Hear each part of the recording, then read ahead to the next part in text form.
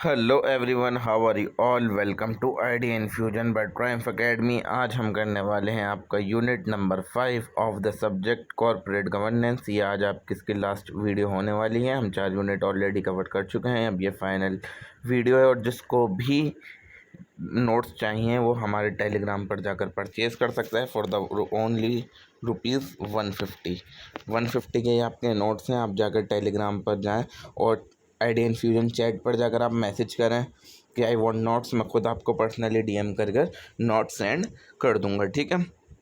तो करते हैं आज की वीडियो को बिना किसी देरी के स्टार्ट। और बस वीडियो स्टार्ट होने से पहले जो आपका काम है, जो आपको करना होता है हर बार की तरह, कर दीजिए वीडियो को सब्सक्राइब, ठीक है। हम सबसे पहले इसके अंदर हम बात करेंगे, इसके अंदर इंडिया के अंदर जितने भी कॉर्पोरेट स्कैम्स हुए हैं उन सब स्कैम्स के बारे में इस चैप्टर के अंदर हम बात करने वाले हैं। जिसके अंदर सबसे पहला जो आता है वो आता है सत्यम कंप्यूटर सर्विस लिमिटेड, ठीक है। सत्यम कंप्यूटर सर्विस लिमिटेड जो थी वो एक आईटी कंपनी थी इंडिया के अंदर।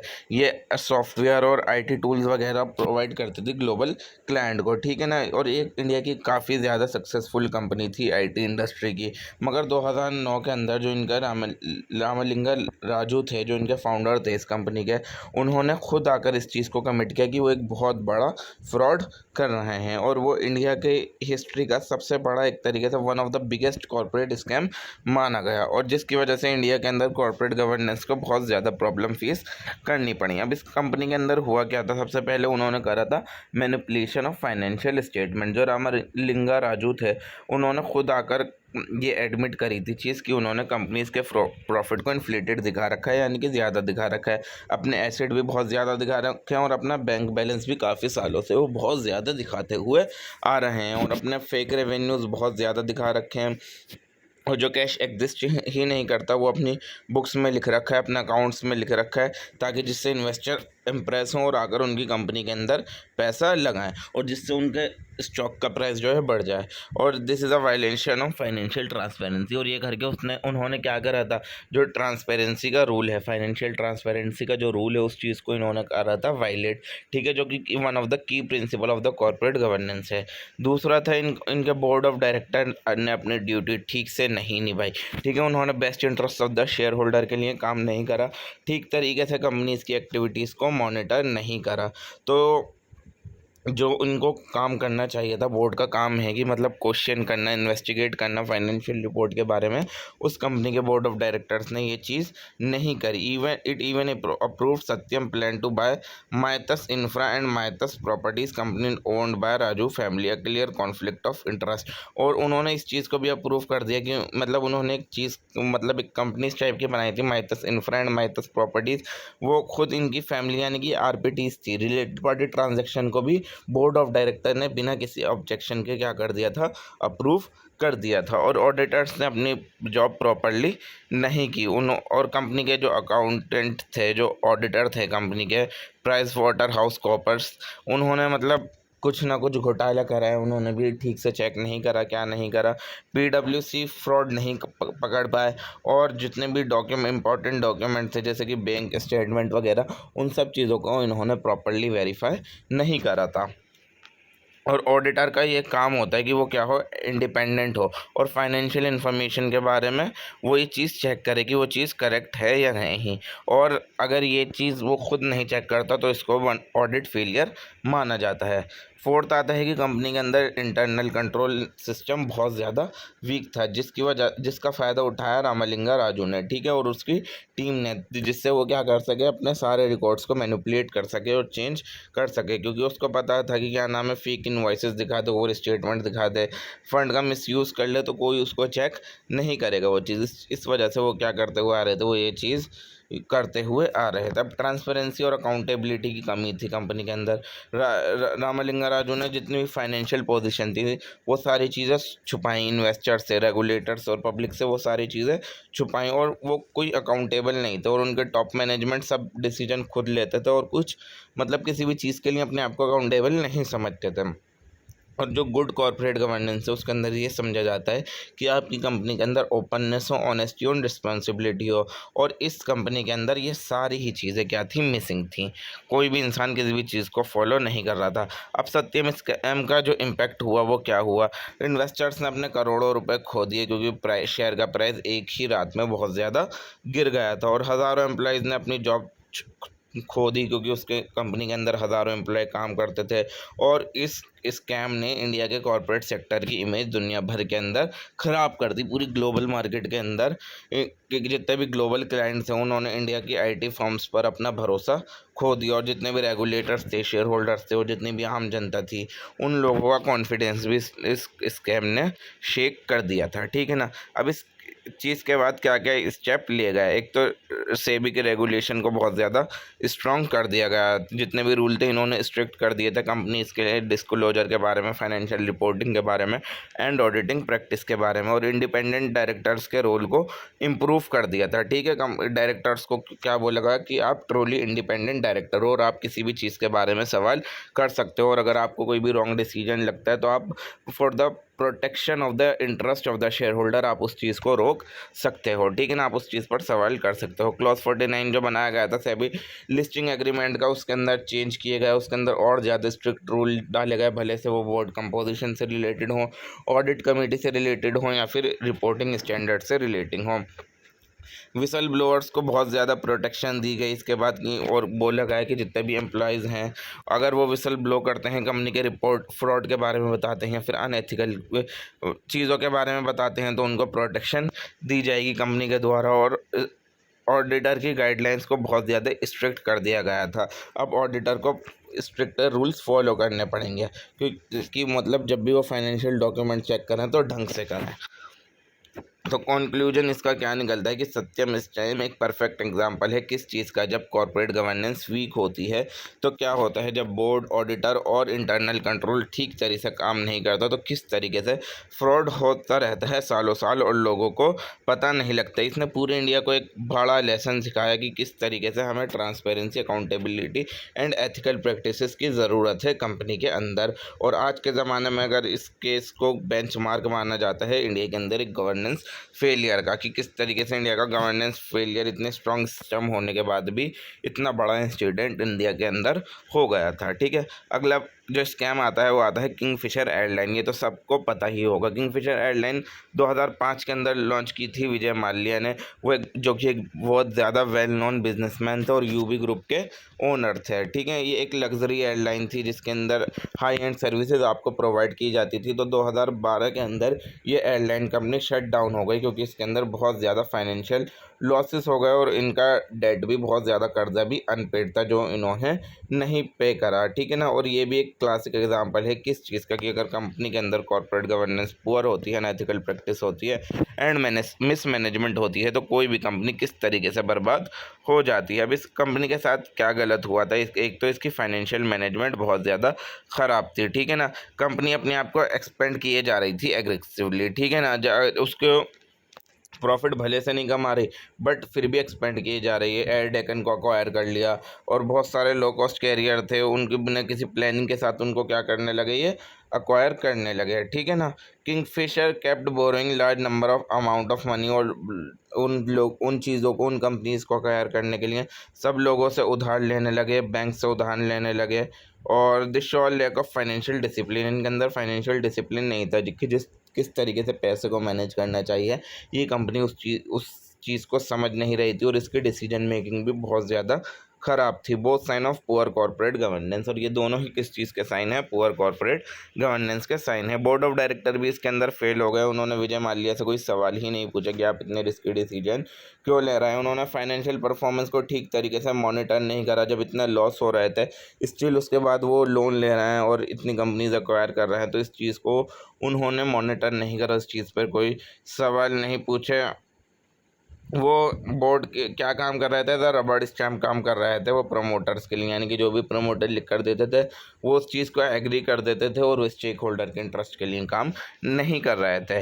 Lender bank ignore red flag, और जो बैंक ने उधार दे रहे थे उनको ये चीज़ नहीं दिख रही थी। बहुत सारे पब्लिक सेक्टर बैंक थे जैसे कि SBI, state bank of India, जिसने बहुत ज़्यादा लोन दिया था और जिसकी वजह से उसको बाद में बहुत ज़्यादा परेशानी फेस करनी पड़ी। उसने बार बार रिपीटेड लोन बहुत सारे बैंक्स ने विजय माल्या की कंपनी को किंगफिशर एयरलाइंस को दी है, और बार बार उनको पैसे दिए जा रहे थे, जिसको जो क्या दिखाता है ड्यू ऑफ डिलीजेंस, यानी कि इतना पुअर रिस्क असेसमेंट था कि जब वो इंसान आपको पता है कि पैसा पे नहीं हो पा रहा उस कंपनी से, स्टिल वो लोन मांगे जा रहा है, तो आप बैंक उसको क्यों प्रोवाइड कर रहे हो। ठीक है, ये एक फेलियर है इंस्टीट्यूशनल गवर्नेंस का। ये सिर्फ कॉर्पोरेट गवर्नेंस का फेलियर भी नहीं है, साथ साथ ही एक इंस्टीट्यूशनल गवर्नेंस का भी फेलियर माना जाएगा।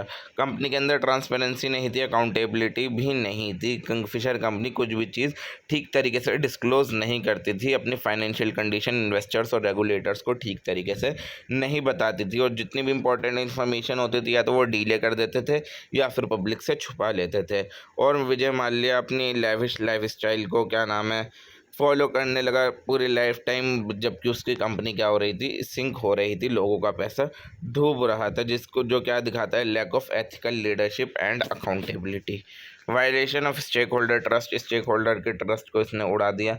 एम्प्लॉयज़ को सैलरीज नहीं मिली महीनों महीनों, क्रेडिटर और सप्लायर्स ने बहुत ज़्यादा लॉसेस फेस करे, और शेयर होल्डर्स ने अपनी सारी की सारी इन्वेस्टमेंट खो दी। माल्या 2016 के अंदर हमारे देश को छोड़ के भाग गया, और जिसको बाद में विलफुल डिफ़ॉल्टर डिक्लेयर कर दिया गया है। और ये क्या दिखाता है कि किस तरीके से पुअर गवर्नेंस हमारे इंडिया के अंदर सारे स्टेक होल्डर्स को अफेक्ट करती है। अब इम्पैक्ट क्या हुआ किंगफिशर के कोलैप्स का, कि 17 बैंक्स ने अराउंड 9,000 करोड़ रुपए खो दिए थे, जो कि उसने लोन में दिए थे, और हज़ारों एम्प्लॉयज़ ने अपनी जॉब्स खो दी एंड लिवलीहुड खो दी, और शेयर होल्डर और इन्वेस्टर्स ने बहुत ज़्यादा लॉस फेस करा। और it highlight the weakness in India, और इसने क्या चीज़ शो करी कि कितना कमज़ोर है हमारा इंडिया का लैंडिंग सिस्टम, यानी इंडिया का उधार देने का सिस्टम उस टाइम पर कितना ज़्यादा कमज़ोर था। कॉर्पोरेट गवर्नेंस के से लेसन क्या मिलते हैं कि हमें स्ट्रॉन्गर बोर्ड ओवरसाइट की ज़रूरत है, कि बोर्ड हर चीज़ को क्या नाम है ब्लाइंडली सपोर्ट ना करे प्रोमोटर्स को, और इंडिपेंडेंट डायरेक्टर का काम होना चाहिए कि वो सवाल करें और इंटरेस्ट को प्रोटेक्ट करें शेयर होल्डर के, और स्ट्रिक्ट रूल लाने चाहिए कि किसी को भी उधार देने के लिए बैंक को सारे प्रोसीजर फॉलो करने चाहिए रूल्स देने से पहले। और आरबीआई एंड गवर्नमेंट ने बहुत ज़्यादा स्टेप लिए ताकि जिससे लोन मॉनिटरिंग सिस्टम बहुत ज़्यादा स्ट्रॉन्ग हो इस स्कैम के बाद। इंसॉल्वेंसी एंड बैंकरप्सी कोड भी लाए गए, जिसको आईबीसी बोला जाता है, 2016 के अंदर ये लाया गए। आईबीसी ने अलाउ करा faster resolution of failed companies and better recovery of the bad loans. Action लिया गया विलफुल डिफ़ॉल्टर के अकॉर्डिंग, जैसे प्रमोटर जो थे माल्या, और उनको क्या डिक्लेयर कर दिया गया डिफ़ॉल्टर, और उनके ऊपर लीगल एक्शन लिया गया, उनका पासपोर्ट कैंसिल कर दिया गया एंड एक्स्ट्राडिशन हो गया उनके साथ। ट्रांसपेरेंसी एंड एथिकल लीडरशिप आता है। ये केस क्या शो करता है कि लीडरशिप जो होनी चाहिए, जो लीडर होने चाहिए किसी भी कंपनीज के अंदर, वो रिस्पॉन्सिबल, ट्रांसपेरेंट एंड एथिकल होने चाहिए जब भी वो पब्लिक का मनी हैंडल कर रहे हैं। तो कंक्लूजन क्या निकलता है कि किंगफिशर एयरलाइन एक मेजर एग्जांपल है कि किस तरीके से कॉर्पोरेट गवर्नेंस ब्रेक डाउन हो सकती है जब आप ओवर डिपेंड हो किसी सिंगल पर्सन के ऊपर, और जब आपकी कंपनी में बोर्ड बहुत ज़्यादा वीक हो, ट्रांसपेरेंसी की बहुत ज़्यादा कमी हो। तो ये सिर्फ कंपनी को अफेक्ट नहीं करता, बल्कि banks, employees and the economy of the country को भी ये चीज़ अफेक्ट करती है। और ये केस पूरे इंडिया को यही सिखाता है कि कितनी ज़्यादा ज़रूरत है अकाउंटेबल लीडरशिप की, इंडिपेंडेंट बोर्ड की, and responsible lending and stronger regulations की। ठीक है, अगला जो आता है वो आता है पीएनबी हीस। ये भी एक मेजर कॉर्पोरेट गवर्नेंस फेलियर था। तो 2018 के अंदर एक स्कैम हुआ इंडिया के अंदर 13,000 करोड़ रुपए का। ठीक है, जो कि कहाँ हुआ था, पंजाब नेशनल बैंक के अंदर, पीएनबी के अंदर, जो इंडिया के पब्लिक सेक्टर बैंक का एक one of the largest bank माना जाता है। और इसके अंदर जो की अक्यूज थे वो दो लोग थे, जो थे नीरव मोदी एंड मेहुल चौकसी। ये दोनों बहुत ज़्यादा हाई प्रोफाइल डायमंड मर्चेंट थे, और ये इंडिया का सबसे मतलब one of the biggest banking scams माना गया है इंडिया की हिस्ट्री के अंदर, जिसके अंदर दिखाया गया कि किस तरीके से हमारी कॉर्पोरेट गवर्नेंस तबाह और बर्बाद हो गई बैंकिंग एंड फाइनेंशियल सिस्टम के अंदर। तो इसके अंदर हुआ क्या था, नीरव मोदी और उनकी कंपनी ने अनऑथराइज्ड लोन लिया था पीएनबी से। ठीक है ना, एक फैसिलिटी होती है लेटर ऑफ अंडरटेकिंग्स, उसके थ्रू नीरव मोदी और उनकी कंपनी ने पीएनबी से एक वो लिया था, लोन लिया था। तो this LOUs are guarantee issued by bank to other bank, mostly international, so that company can take short term credit.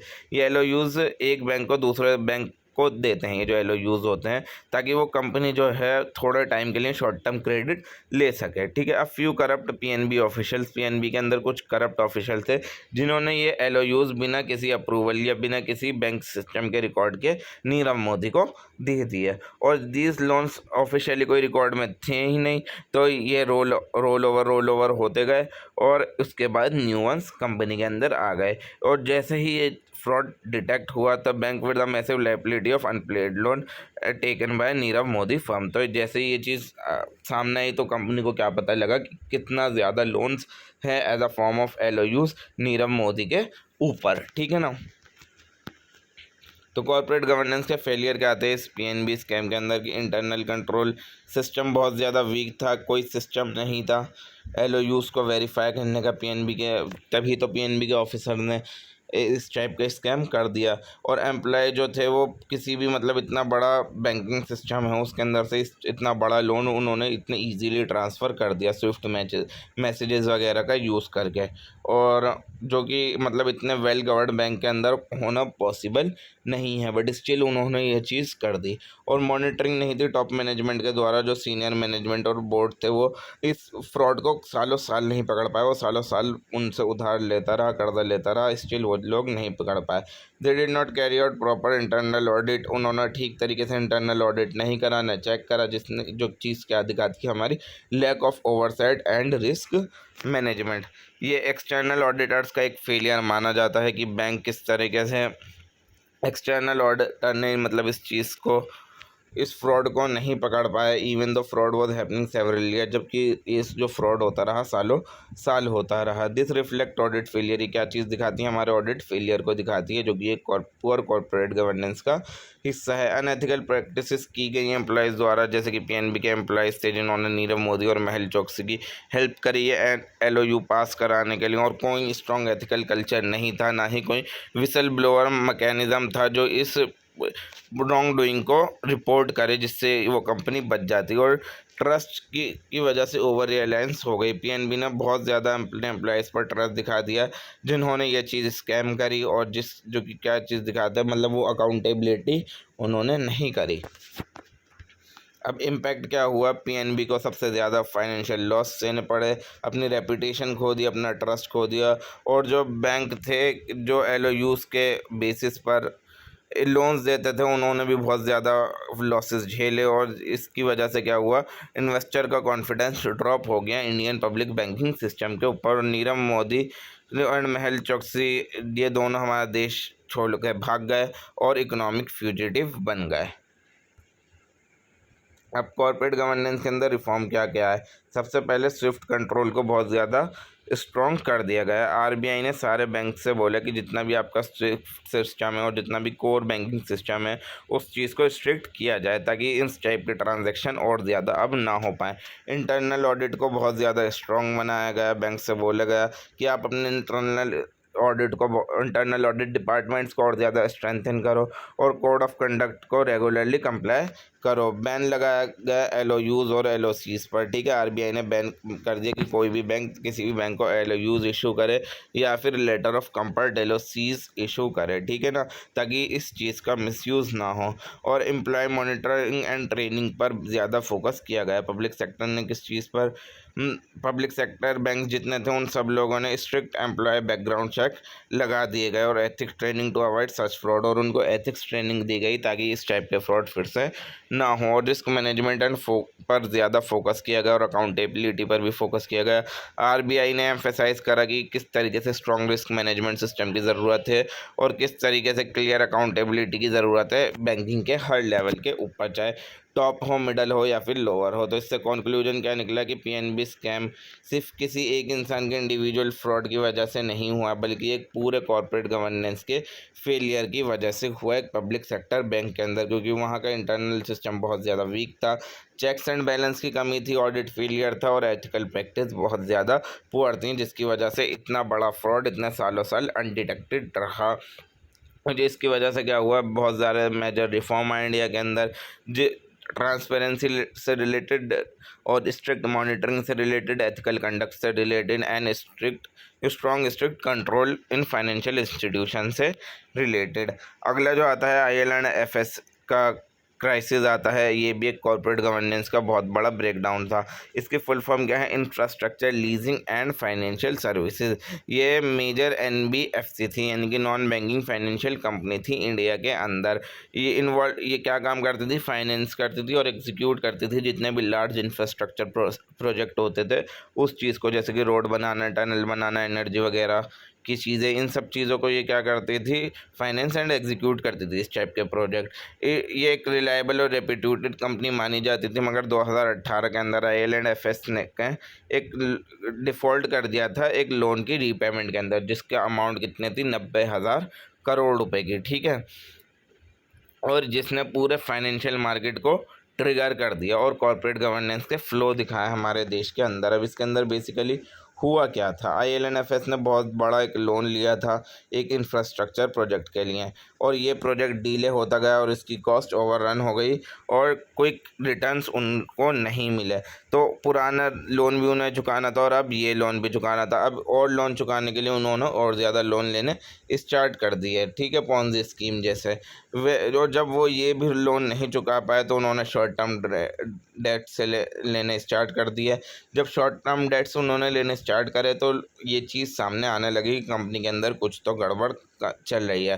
तो कंपनी के अंदर इनके टोटल 300 सब्सिडरीज थी, जो सब की सब क्या कर रही थी? लॉस मेकिंग कर रही थी। सबके अंदर घाटा बहुत ज़्यादा हो रहा था और ठीक तरीके से मैनेज नहीं हो रही थी वो कंपनी। तो बोर्ड एंड मैनेजमेंट ने जो अपनी फाइनेंशियल पोजीशन थी वो चीज़ें छुपानी स्टार्ट कर दी और जो फेक फाइनेंशियल स्टेटमेंट थी, मतलब अपनी कंपनी को हेल्दी शो करना शुरू कर दिया, ठीक है। तो कॉर्पोरेट गवर्नेंस के फेलियर्स क्या थे IL&FS क्राइसिस के अंदर? सबसे पहले तो ट्रांसपेरेंसी नहीं थी, अपनी ट्रू फाइनेंशियल स्टेटमेंट उन्होंने छुपाई, अपनी हाई लायबिलिटीज़ एंड लॉसेस को छुपाया ताकि इन्वेस्टर को उनके ऊपर बिलीव हो जाए कि वो जो चीज़ कर रहे हैं वो ठीक कर रहे हैं। और ये सीधा सीधा क्लियर वायलेशन है किस चीज़ का? कि कंपनी के अंदर ट्रांसपेरेंसी और डिस्क्लोजर नॉर्म नहीं है, जो कि एक गुड कॉर्पोरेट गवर्नेंस की बेसिक फाउंडेशन है। और बोर्ड ऑफ डायरेक्टर ने भी इन कंपनी के अंदर ठीक तरीके से काम नहीं करा, वो लोग इनएक्टिव थे और साइलेंट थे, जबकि इतनी बड़ी डेट प्रॉब्लम कंपनी के अंदर बढ़ती जा रही थी। इंडिपेंडेंट डायरेक्टर्स ने कोई सवाल फिर भी नहीं करा और उनको बोरोइंग लेते रहे और वो लोग मिसमैनेजमेंट करते रहे और स्टिल बोर्ड इस चीज़ को देखता रहा। इंटरनल कंट्रोल सिस्टम बहुत ज़्यादा वीक था, कोई मॉनिटर ठीक से नहीं कर रहा था कंपनी के परफॉर्मेंस को, जिसकी इतनी सारी 300+ सब्सिडरीज आपकी हैं और सारी की सारी लॉस मेकिंग कर रही हैं और सारी की सारी कर्जदार हैं और सारी, मतलब यही था, किसी को इनकम नहीं है, सब लोन लिए जा रहे हैं। तो इंटरनल ऑडिट सिस्टम बहुत ज़्यादा इनएफेक्टिव और मैनिपुलेटेड हो चुका था और कॉन्फ्लिक्ट ऑफ इंटरेस्ट था। कुछ टॉप एग्जीक्यूटिव थे, वो बहुत ज़्यादा मल्टीपल पोजीशन थे एक ही कंपनी के अंदर, जिसकी वजह से कॉन्फ्लिक्ट ऑफ इंटरेस्ट था और डिसीजन जो लेते थे वो अपने खुद के भले के लिए लेते थे इंस्टीड ऑफ द कंपनी और इट्स स्टेक होल्डर। कंपनी और उसके स्टेक होल्डर के लिए डिसीजन नहीं लेते थे, वो सिर्फ अपना कमाने की सोचते थे, जिससे वजह से क्या हुआ? Credit rating agencies and regulators का भी फेलियर ये चीज़ दिखाती है। इसको 3 साल, काफ़ी सालों AAA यानी कि वेरी सेफ माना गया जब तक इसका डिफ़ॉल्ट सामने नहीं आया। तो ये क्या दिखाती है कि क्रेडिट रेटिंग एजेंसीज फेल हो गई अपनी जॉब ऑनेस्टी से करने में, यानी कि इतना सेफ दिखा दिया AAA, यानी कि बहुत ही ज़्यादा सेफ। जैसे कि RBI और रेगुलेटर्स जो थे सेबी, और उन्होंने भी इस चीज़ को डिटेक्ट नहीं करा इतने साल कि मतलब इनके साथ इतना बड़ा स्कैम, मतलब इतना बड़ा लोन ले रखा है 90,000 करोड़ रुपए का, कि 90,000 करोड़ रुपए का पब्लिक मनी था, बैंक से के अंदर पैसे थे, लोगों के म्यूचुअल फंड था, इंश्योरेंस था, वो सब रिस्क में चला गया। और ये NBFC सेक्टर के अंदर इसने पूरा हिला दिया, पूरे NBFC सेक्टर को। इन्वेस्टर और जितने भी लैंडर्स थे उन्होंने अपना भरोसा खो दिया फाइनेंस कंपनीज के ऊपर से, और स्टॉक मार्केट इस चीज़ से बहुत ज़्यादा अफेक्ट हुई। म्यूचुअल फंड ने लिक्विडिटी इश्यूज़ बहुत ज़्यादा फेस करे, कॉमन पीपल और इन्वेस्टर्स ने इस कंपनी के ऊपर बहुत ज़्यादा पैसा खो दिया and public confidence was damage. अब जो आते हैं जो कॉर्पोरेट गवर्नेंस के रिफॉर्म हुए उसकी क्राइसिस के बाद जो ये स्कैम हुआ है IL&FS वाला, तो अब गवर्नमेंट ने ज़्यादा इंटरवेंशन करना शुरू कर दिया। जो इंडियन गवर्नमेंट थी उसने पुराना बोर्ड हटाकर नया बोर्ड लगा दिया, जो कि कौन चला रहे थे, उदय कोटक जी चला रहे थे इस क्राइसिस को सॉल्व करने के लिए। ऐसा पहली बार हुआ था कि गवर्नमेंट जो है उन्होंने एनबीएफसी बोर्ड को चेंज करा है, क्योंकि ये बहुत ज़्यादा सीरियस इशू था, इस वजह से ऐसा हुआ। फिर स्ट्रिक्टर एनबीएफसी रेगुलेशन लाई गई, आरबीआई ने टाइटन कर दिए जितने भी लिक्विडिटी मैनेजमेंट और कैपिटल एडिक्वेसी के नॉर्म्स थे एनबीएफसी को, उन सब चीज़ों में बहुत ज़्यादा सख्ती बढ़ती गई। एनबीएफसी आपको अब सारी चीज़ें रिपोर्ट करनी पड़ेंगी अपनी फाइनेंस से रिलेटेड, और ट्रांसपेरेंट होना पड़ेगा उन्हें, और फ्रीक्वेंटली सारी रिपोर्ट उनको अपडेट करनी पड़ने लगी। अब इसके बाद से फोकस किया गया ग्रुप लेवल गवर्नेंस पर। कंपनी जिनकी बहुत सारी सब्सिडरीज थी उनको अब बेटर कंट्रोल बनाने के लिए बोला गया कि हर ग्रुप लेवल के ऊपर आपको मतलब अपडेट करना है जो भी चीज़ हो रही है, ठीक है। अकाउंटेबिलिटी की गई, great accountability of credit rating agency, यानी जितनी भी क्रेडिट रेटिंग एजेंसी थी, जैसे कि उसको AAA बहुत सेफ बोल दिया था, ठीक है। तो अब उनसे कहा गया कि अब आप भी अकाउंटेबल हो, आप वेरी सेफ अनसेफ ऐसे ही रैंडमली किसी को भी आप कैटेगरी नहीं दे सकते। रेटिंग एजेंसी से बोला गया कि जो भी आपको जो भी चीज़ दिखे उसको क्लियरली डिस्क्लोज करना है। सेबी ने इंट्रोड्यूस कर दी बहुत सारी स्ट्रिक्टर गाइडलाइंस, किस चीज़ के लिए, कॉन्फ्लिक्ट ऑफ इंटरेस्ट को रिड्यूस करने के लिए। जो ये रेटिंग एजेंसीज थी उनके अंदर कॉन्फ्लिक्ट ऑफ इंटरेस्ट होने लगा था, इस चीज़ को रिड्यूस करने के लिए सेबी ने और ज़्यादा स्ट्रिक्टर गाइडलाइंस इंट्रोड्यूस कर दी। Better audit and risk management किया जाने लगा। Companies are now required to have strong internal audit, की कंपनीज के अंदर इंटरनल ऑडिट स्ट्रॉन्ग हो गया, रिस्क कमेटीज़ बनाई गई और इंडिपेंडेंट डायरेक्टर्स को असली अथॉरिटी दी गई। और कंक्लूजन क्या निकला कि IL&FS क्राइसिस पूरा एक प्राइम एग्जांपल है हमारा कॉर्पोरेट गवर्नेंस फेलियर का, कि इतने बड़े लेवल पर भी कॉर्पोरेट गवर्नेंस फेलियर हो सकता है, मिसयूज़ ऑफ फंड हो सकता है, मिसमैनेजमेंट हो सकता है, और इतने बड़े लेवल पर भी बोर्ड भी चीट कर सकते हैं और ऑडिटर एंड रेगुलेटर्स भी अपनी जॉब ठीक से नहीं कर सकते। ये केस एक बहुत बड़ा केस है और वेल नोन कंपनी इतनी बड़ी कोलैप्स हो गई कि क्योंकि उस कंपनी के अंदर गवर्नेंस बहुत ज़्यादा लीक थी। इसकी वजह से कि मेजर रिफॉर्म जो है वो एनबीएफसी के रेगुलेशंस के अंदर आया, बोर्ड अकाउंटेबिलिटी के अंदर आया और फाइनेंशियल डिस्क्लोजर प्रैक्टिसेस के अंदर बहुत ज़्यादा मेजर रिफॉर्म लाया गया। अब उसके बाद आता है आईसीआईसीआई बैंक का जो केस था। आईसीआईसीआई बैंक जो है वो इंडिया का सबसे बड़ा लार्जेस्ट प्राइवेट सेक्टर बैंक था। 2018 के अंदर क्या हुआ, the bank faced a major corporate governance crisis. इसके अंदर भी एक कॉर्पोरेट गवर्नेंस क्राइसिस आया जिसके अंदर कौन कौन लोग इन्वॉल्व थे। इसके CEO और MD जो थे कौन थे, चंद कोचर, ठीक है ना। चंदा कोचर जो थी, she was accuse of conflict of interest, nepotism and misuse of position. उनके ऊपर मतलब कॉन्फ्लिक्ट ऑफ इंटरेस्ट का इल्ज़ाम लगा, नेपोटिज्म का लगा और अपनी पोजीशन का मिसयूज़ करने का, और बहुत बड़े उन्होंने लोन ले रखे थे वीडियोकॉन ग्रुप से, तो इस चीज़ का उनके ऊपर इल्ज़ाम लगाया गया। तो अब क्या हुआ था, आईसीआईसी बैंक ने लोन दिया था 3,250 करोड़ रुपए का वीडियोकॉन ग्रुप को, जो बाद के अंदर एक नॉन परफॉर्मिंग एसेट बन गया, जो कि उन्होंने वापस नहीं लौटाया। और इसी टाइम पे न्यू पावर बैंक रिन्यूएबल एक कंपनी थी जो कि चंदा कोचर के हस्बैंड चलाते थे, दीपक कोचर, उन्होंने उस कंपनी में इन्वेस्ट करा जो कि वीडियोकॉन के प्रमोटर्स से लिंक थी। इसकी वजह से क्या हुआ, स्ट्रॉन्ग सस्पिशंस होगा क्विड प्रो क्यों का कि चंद कोचर जो है वो हेल्प कर रही है वीडियोकॉन कंपनी की ताकि वो लोन ले सकें और अपने इन रिटर्न मतलब अपने हस्बैंड की कंपनी को फ़ायदा पहुंचा रही हैं। वो मतलब कहीं ना कहीं से स्कैम वो इस तरीके से कर रही थी कि वो उनके हस्बैंड के पास सारा पैसा पहुंच रहा था, ठीक है। अब तो कॉर्पोरेट गवर्नेंस के फेलियर इसके अंदर क्या क्या है कि कॉन्फ्लिक्ट ऑफ इंटरेस्ट हुआ। चंद कोचर ने अपनी जो थी वो अपने वो चीज़ें पर्सनल लिंक जो थी, जो जैसे कि उनके हस्बैंड के पास जो है मेन बोरोवर हैं, वो चीज़ उन्होंने क्लियरली नहीं बताई। और she was the part of the committee that approve the loan to the Videocon, और वो उस कमेटी का पार्ट थी जिस कमेटी ने लोन अप्रूव करा वीडियोकॉन को बिना किसी रिक्यूजिंग हरसेल्फ, यानी कि अपने आप को बचाकर वो मतलब निकलना चाहती थी उस चीज़ से। This is clear conflict of interest, यहाँ पर क्लियर कॉन्फ्लिक्ट ऑफ इंटरेस्ट दिखता है which violate the basic principle of fairness and independence in corporate governance, यानी कि ये साफ साफ चीज़ दिखती है यहाँ की principal of fairness and independence को इग्नोर किया जा रहा है। यहाँ पर ट्रांसपेरेंसी नहीं थी। आईसीआईसी बैंक जो था उसने पूरी डिटेल नहीं बताई थी चंद्र कोचर की फैमिली के कनेक्शन की उस टाइम पर।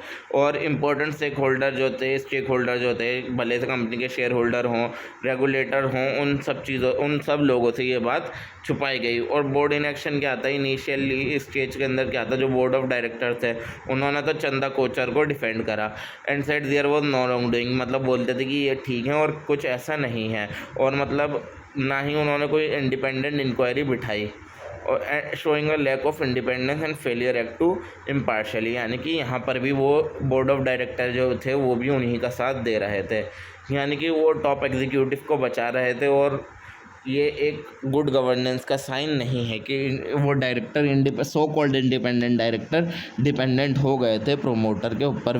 विसल ब्लोअर मैकेनिज्म यहाँ पर काम नहीं करा, मतलब काम करा। Failure of the controversy came to light only a whistleblower complaint was made, यानी इस कंपनी के बारे में किसी एक अंदर के बंदे ने ही वो चीज़ बता दी थी, बट आईसीआईसी बैंक ने क्विकली उस कंप्लेंट को नहीं एक्सेप्ट करा, नहीं करा कि मतलब उसकी बात सुन ली, मतलब एक बंदे ने विसल ब्लो करा, इन्फॉर्मेशन लीक कर दी, बट उसकी बात किसी ने नहीं सुनी, जो कि क्या दिखाता है, वीकनेस दिखाता है internal reporting and ethics system में।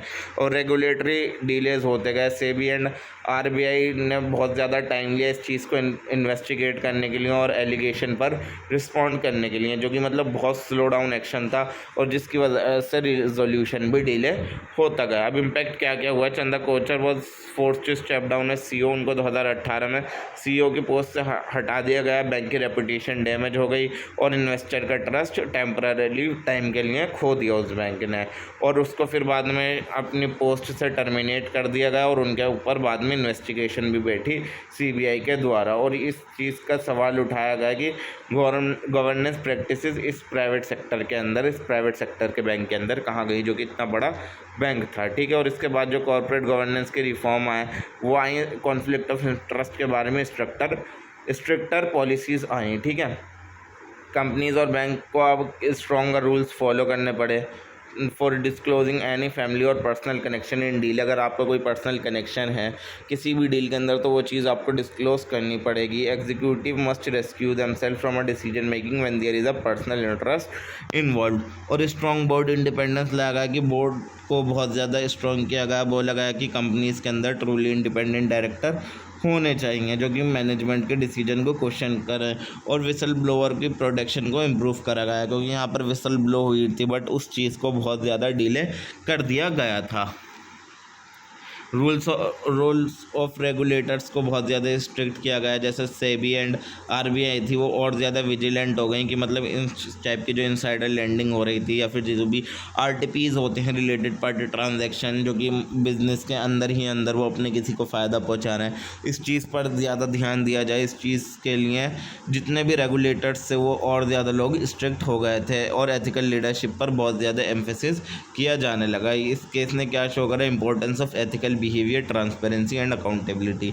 तो कंक्लूजन लास्ट के अंदर क्या आता है कि आईसीआईसी बैंक आज के मॉडर्न डे का एग्जांपल है कि किस तरीके से प्राइवेट बैंक गवर्नेंस के फेल होने से किस तरीके से बर्बाद हो सकता है, ठीक है। यहाँ पर क्या क्या मसले थे कि इश्यूज़ क्या थे, कॉन्फ्लिक्ट ऑफ इंटरेस्ट था, बोर्ड इंडिपेंडेंस थी और need for the strong whistle blower system. और कंट्रोवर्सी की वजह से क्या हुआ, अवेयरनेस आए और बहुत सारे रिफॉर्म आए किस चीज़ के बारे में, बोर्ड के रिस्पॉन्सिबल होने के लिए, ट्रांसपेरेंसी के लिए और अकाउंटेबल गवर्नेंस के लिए इंडिया के फाइनेंशियल सेक्टर के अंदर। अब इसके बाद जो केस आता है वो आता है यस बैंक क्राइसिस का। यस बैंक जो है इंडिया का फास्टेस्ट ग्रोइंग प्राइवेट सेक्टर का बैंक था। ये भी अपनी एग्रेसिव लैंडिंग की वजह से और हाई रिटर्न की वजह से फेमस था, बट 2020 के अंदर क्या हुआ, ये कोलैप्स हो गया। क्यों? क्योंकि ये बैड लोन्स बहुत ज़्यादा राइज कर रहा था और यहाँ की गवर्नेंस की प्रैक्टिसेस भी बहुत ज़्यादा पुअर थी और इनके ऊपर फ्रॉड का इल्ज़ाम लगा था। जो यहाँ के टॉप मैनेजमेंट थी उन पर, स्पेशली राणा कपूर जो थे उनके ऊपर ये इल्ज़ाम लगा गया था, जो कि को फाउंडर एंड फॉर्मर सीईओ थे यस बैंक के। अब इसके अंदर हुआ क्या था कि राणा कपूर की लीडरशिप थी, यस बैंक ने बहुत बड़े बड़े लोन दे दिए थे जो कि बहुत रिस्की एंड ट्रबल्ड कंपनीज़ को दे दिए थे, जैसे कि DHFL, ILF IL&FS and jet Airways, इस टाइप की कंपनीज को इन्होंने लोन दे दिए थे। और इनके अंदर से बहुत सारे लोन्स ऐसे हैं जो कि बैड लोन्स बन गए थे, जो कि वापस इनको रिसीव नहीं हुआ and were not reported honestly, और इन्होंने इन सब चीज़ की इंफॉर्मेशन पूरी ऑनेस्टली रिपोर्ट नहीं करी, और बैंक ने अपने इस बैड लोन सिचुएशन को छुपाया और अपने आप को प्रॉफिट में दिखाया, जो कि क्या थी, मिसलीडिंग चीज़ थी। ये चीज़ असल में हो नहीं रही थी, वो ये चीज़ दिखा रहे थे। और उन्होंने कैपिटल भी उठाई जो शेडी इन्वेस्टर्स थे, और लोन दिया, मतलब पर्सनल किकबैक्स के लिए। और CEO को जो ब्राइबरी के केस में अरेस्ट कर लिया गया था, मतलब उनके ऊपर केस लगा था ब्राइबरी का और सेक्शन लोन्स का, ठीक है, मतलब लोन प्रोवाइड करने के लिए उन्होंने ब्राइबरी ली थी। और 2020 के अंदर वो बैंक जो है बहुत ज़्यादा डीप ट्रबल में आ गया, और RBI को स्टेप लेना पड़ा उस बैंक को बचाने के लिए। कॉर्पोरेट गवर्नेंस के फेलियर क्या थे, लीडरशिप बहुत ज़्यादा वीक थी, और जो इनके CEO थे वो अब्यूज़ ऑफ पावर कर रहे थे, वो पोजीशन का यूज़ कर रहे थे अपने पर्सनल गेन के लिए, और अपने बिजनेस को मतलब फास्ट ग्रोथ के लिए और मार्केट इमेज के लिए वो कोई किसी भी हद तक गिर रहे थे इसके बैंक वाले। और रिस्क मैनेजमेंट बहुत ज़्यादा ख़राब था। उन्होंने लोन दे दिया कंपनी को ये जाने बगैर कि वो कंपनीज़ क्या हैं, फाइनेंशियली वीक हैं, वो हमारा पैसा वापस नहीं लौटा सकती, और डिलीजेंस के ना ही कोई प्रॉपर ड्यू थे, और हाई रिस्क बोरोवर को इन्होंने पैसा दे दिया बिना किसी चीज़ को चेक करे। ट्रांसपेरेंसी नहीं थी, ये सारी चीज़ें जितने भी उन्होंने लोन दिए वो सारी चीज़ें इन्होंने छुपाई और मिसलीडिंग इन्फॉर्मेशन दी, जो कि कॉर्पोरेट गवर्नेंस के नॉर्म्स के खिलाफ है। इन्होंने दिखाया कि हम प्रॉफिट में, हमारा फ़ायदा हो रहा है, बट एक्चुअली ऐसा नहीं हो रहा था। बोर्ड एंड ऑडिट कमेटी भी यहाँ पर फेल हो गई। बोर्ड ऑफ डायरेक्टर ने भी कुछ क्वेश्चन नहीं किए, ना ही कुछ कंट्रोल करना चाहा, जो कि CEO कर रहा था ब्राइब लेकर इतना सारी चीज़ें। और ऑडिट कमेटी भी फेल हो गई, क्योंकि ना ही वो कुछ ऐसी चीज़ डिटेक्ट कर पाई, ना ही इतना बड़ा फ्रॉड को होने से रोक पाई, और ना ही यहाँ पर किसी की अकाउंटेबिलिटी थी। कोई भी अकाउंटेबिलिटी नहीं थी, ना ही कोई इंटरनल चेक था यहाँ पर टॉप मैनेजमेंट के डिसीजन के ऊपर। और जितने भी इंटरनल ऑडिटर्स थे या तो वो वीक थे या उनको इग्नोर किया जा रहा था, जिसकी वजह से ये फ्रॉड इतने सालों से चल रहा था। तो इम्पैक्ट क्या हुआ, तो द बैंक का शेयर क्या हो गया, बहुत ज़्यादा क्रैश हो गया, और डिपॉजिटर बहुत ज़्यादा पैनिक हो गए, और RBI ने विड्रॉल को फ्रीज़ कर दिया था थोड़े टाइम तक के लिए। मैक्सिमम एक इंसान एक टाइम पर 50,000 रुपये पर अकाउंट से निकाल सकता है। तो गवर्नमेंट और RBI ने फिर एक रेस्क्यू प्लान लॉन्च करा, जिसके अंदर स्टेट बैंक ऑफ इंडिया और दूसरे बैंक ने मिलकर एक साथ यस बैंक के अंदर थोड़ा बहुत पैसा इन्वेस्ट करना शुरू करा। और राणा कपूर को अरेस्ट कर लिया गया, और बैंक की ब्रांड वैल्यू और ट्रस्ट बहुत ज़्यादा इस चीज़ से हिट हुआ, बहुत ज़्यादा उस चीज़ पर फ़र्क पड़ा। और इस क्राइसिस की वजह से इन्वेस्टर का कॉन्फिडेंस भी प्राइवेट बैंक के ऊपर बहुत ज़्यादा कम हो गया। तो कॉर्पोरेट गवर्नेंस के रिफॉर्म इसके अंदर आया गया कि लीडरशिप स्टाइल को चेंज किया गया, कि RBI ने नया बोर्ड और नया CEO अपॉइंट करा बैंक के अंदर, और emphasis was placed on having independent director and experience leadership, यानी उन लोग इस बैंक के अंदर इंडिपेंडेंट डायरेक्टर्स को लगाया गया और एक्सपीरियंस लीडरशिप लाई गई। और लोन सेक्शन रेगुलेशंस यानी रूल्स को और ज़्यादा स्ट्रिक्ट कर दिया गया। स्ट्रिक्टर रूल्स लाए गए, जब आप लोन देंगे तो आपको किन किन रूल्स का ध्यान रखना है, इस चीज़ को स्ट्रिक्ट किया गया। और बैंक ऑफ सारी क्रेडिट असेसमेंट की डिटेल जमा करनी पड़ेगी, और रिस्की ग्रुप्स को एक्सपोजर को अवॉइड करना पड़ेगा, यानी ऐसे लोगों को लोन नहीं देना। और NPA की रिपोर्टिंग को थोड़ा बेटर किया गया। RBI ने इस चीज़ को मैंडेटरी कर दिया कि अपनी NPA को ऑनेस्टली और टाइमली बताएं, और अगर फॉल्सिफाई करते हो आप किसी अकाउंट को या फिर अपने बैड लोन्स को छुपाते हो, तो आपके ऊपर क्या लगेगी, सीरियस पेनल्टीज़ लगेंगी। और स्ट्रॉन्ग इंटरनल कंट्रोल्स किया गया कि अब बैंक को अपना सारे इंटरनल ऑडिट, कंप्लायंस टेस्ट और रिस्क मैनेजमेंट टीम को स्ट्रॉन्ग करना पड़ेगा। और टॉप एग्जीक्यूटिव्स को मॉनिटर किया गया है, ज़्यादातर ध्यान रखा गया है जो टॉप एग्जीक्यूटिव्स हैं उनका बिहेवियर, उनका बैकग्राउंड, जितने भी CEO हैं और जितने भी टॉप एग्जीक्यूटिव्स हैं उनको मॉनिटर किया गया प्रॉपर्ली, और उनके रेमुनरेशन एंड बोनसेस का ध्यान रखा गया कि एथिकली उनको मिल रहा है या फिर कुछ वो चुरा तो नहीं रहा है, ठीक है। तो कंक्लूजन यही निकलता है कि the Yes Bank crisis are textbook case of corporate governance failure where the top leadership ignore ethics। Top leader जो थे उन्होंने क्या करे, एथिक्स को इग्नोर करा, रिस्क का कोई ध्यान नहीं रखा, ना ही कुछ अपनी अकाउंटेबिलिटी का ध्यान रखा, सिर्फ अपना फ़ायदे के बारे में सोचा। और बोर्ड भी यहाँ पर फेल हो गया कि उसने भी कुछ सुपरवाइज नहीं करा और false sense of security report करी।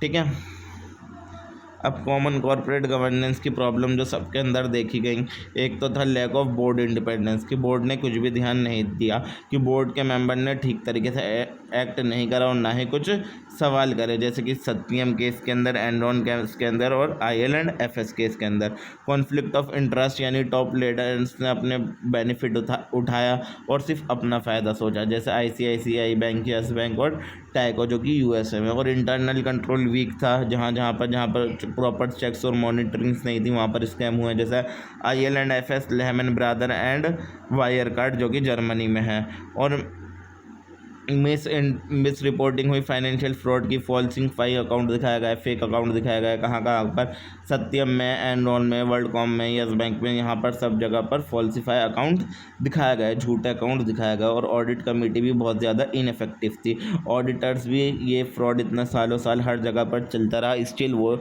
ये चीज़ नहीं पकड़ पा रहे थे, इंडिया में भी, वायर कार्ड में भी, और बहुत सारी जगह ऐसी हैं। ओवर डोमिनेंस ऑफ CEO ने ये चीज़ ओवर डोमिनेट कर रखी थी, CEOs को बहुत ज़्यादा पावर दे रखी थी, जिसके चलते उन्होंने बहुत ज़्यादा फ़ायदा उठाया। इसका सबसे बड़ा एग्जांपल है किंगफिशर, और भी ज़्यादा एग्जांपल आप यहाँ पर देख सकते हैं।